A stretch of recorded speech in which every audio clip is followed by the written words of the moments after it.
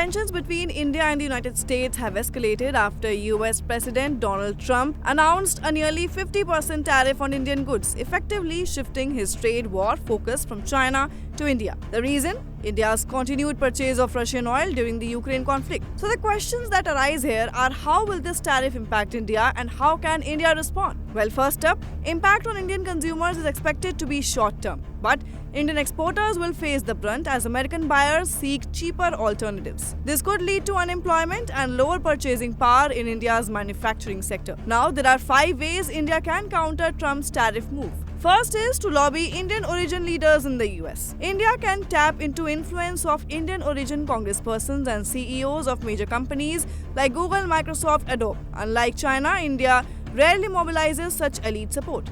Then, India can build a unified BRICS front. Trump has targeted multiple BRICS nations, not just India. India can collaborate with Brazil, Russia, China, and others to counter Trump's tariff aggression. Further, PM Modi may raise this issue at the upcoming SCO summit in China. The third step is to phase out Russian oil gradually. India may offer a symbolic reduction in Russian oil imports to ease tensions. However, such a move could raise global oil prices and hurt domestic stability. The fourth is to offer limited concessions. Trump wants India to buy more premium US agricultural products, but PM Modi has made it clear that no compromise on farmers' interests would be done. Then there are retaliatory tariffs as well. Like China, India could impose counter tariffs. However, India lacks the kind of market leverage and critical exports like rare earths that China holds. Therefore, as Trump's aggressive trade tactics returns to global headlines, India faces a critical test in balancing diplomacy, economics, and national interest. Whether through strategic alliances or bold internal decisions, New Delhi will need to act swiftly.